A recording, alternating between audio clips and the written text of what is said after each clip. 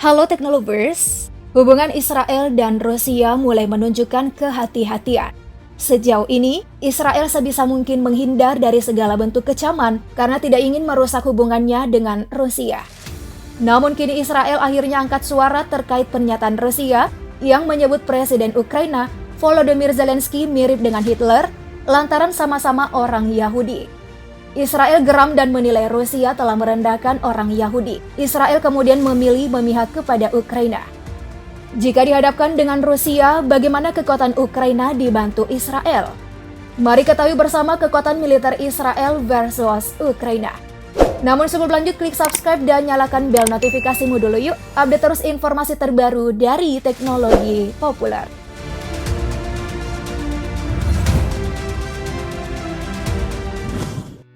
Sikap Israel yang ingin jadi mediator dalam konflik Rusia-Ukraina.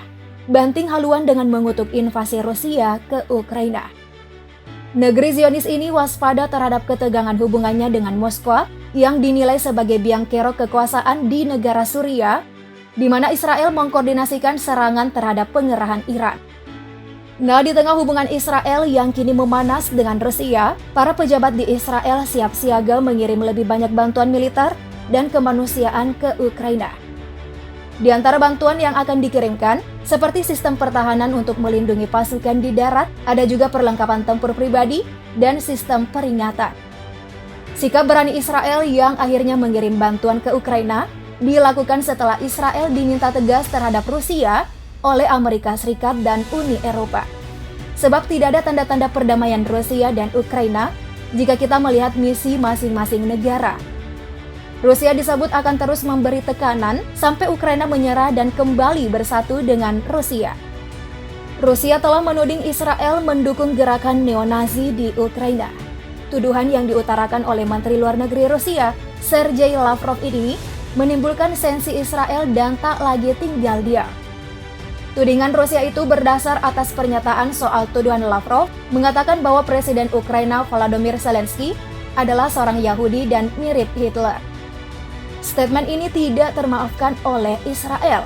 Sementara Lavrov dengan sikap emosional dari pihak Israel semakin yakin bahwa Israel mendukung neonazi. Sebelumnya Ukraina frustasi dengan penolakan Israel untuk memberikan bantuan melawan Rusia. Tapi saat ini, Israel tidak perlu mikir dua kali lagi untuk memenuhi permintaan Ukraina. Mereka akan senang hati mendukung Ukraina meski nantinya akan ikut bermasalah dengan Rusia. Ada Amerika Serikat dan Uni Eropa di belakangnya. Padahal Israel tadinya pihak yang dapat berkomunikasi langsung dengan kedua belah pihak.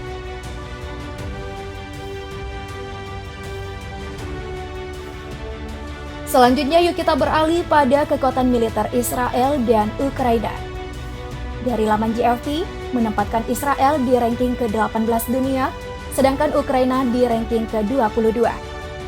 Jumlah prajurit aktif yang dimiliki Israel sebanyak 173.000 personil aktif, 465.000 personil cadangan, dan 8.000 paramiliter.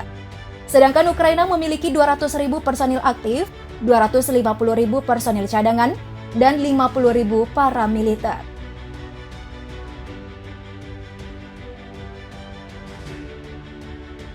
Berikutnya mari kita melihat kekuatan udara.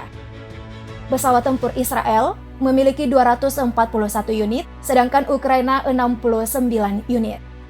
Pesawat serangan khusus Israel memiliki 27 unit, sedangkan Ukraina 29 unit. Pesawat pelatih Israel memiliki 153 unit, sedangkan Ukraina 71 unit.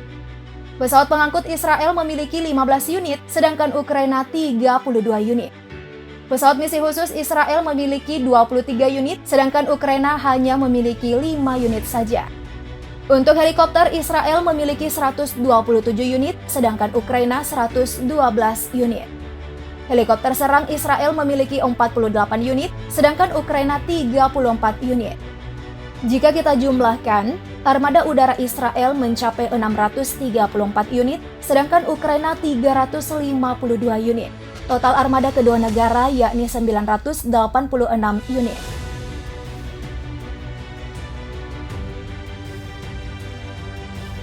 Untuk kekuatan darat, tank Ukraina memiliki 2.596 unit, sedangkan Israel 1.900 unit.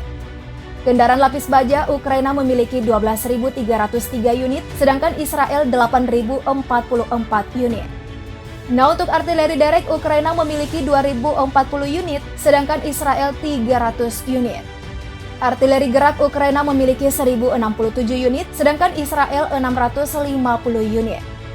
Untuk proyektor roket, Ukraina memiliki 490 unit, sedangkan Israel 48 unit.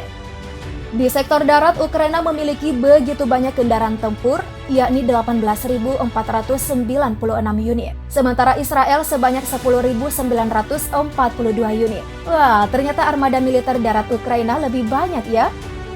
Nah, kalau kita jumlahkan punya kedua negara, mencapai 29.438 unit.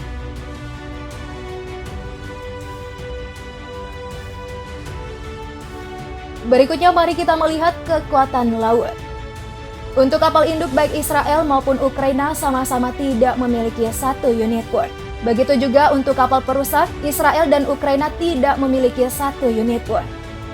Kapal korvet Israel memiliki 7 unit, sedangkan Ukraina hanya memiliki 1 unit saja. Nah, untuk frigat Israel lagi-lagi tidak memiliki 1 unit pun, sedangkan Ukraina memiliki 1 unit. Kapal selam Israel memiliki 5 unit, sedangkan Ukraina tidak memiliki 1 unit pun. Untuk kapal patroli, Israel memiliki 45 unit, sedangkan Ukraina 13 unit. Untuk kapal perang ranjau, lagi-lagi Israel tidak memiliki 1 unit pun, di saat Ukraina sudah memiliki 1 unit saja.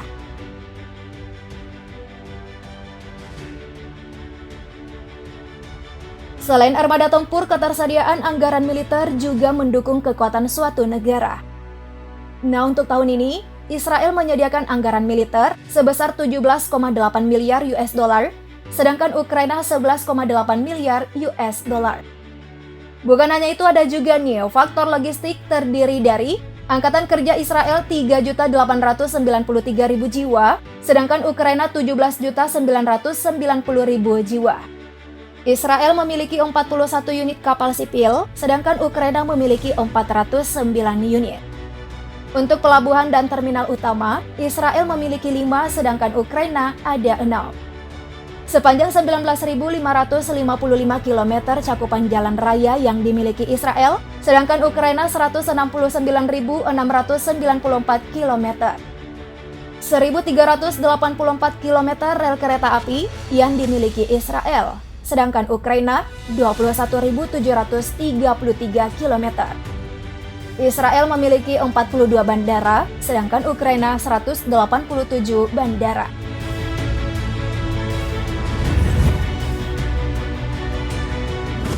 Itulah kekuatan militer Israel dan Ukraina. Sebenarnya jika mau menyamai dengan kekuatan militer Rusia, meski dijumlahkan, armada tempur Israel dan Ukraina masih belum bisa menyetarakan kedudukan dengan Rusia. Kecuali Amerika Serikat bergabung, lain cerita sih. Tapi ya, Rusia kini bertambah lawan nih, harus kencangkan sabuk pelindung. Semoga konflik ini segera damai deh. By the way, thank you Teknolovers sudah menyimak. Jangan lupa like dan share video ini. Sampai jumpa!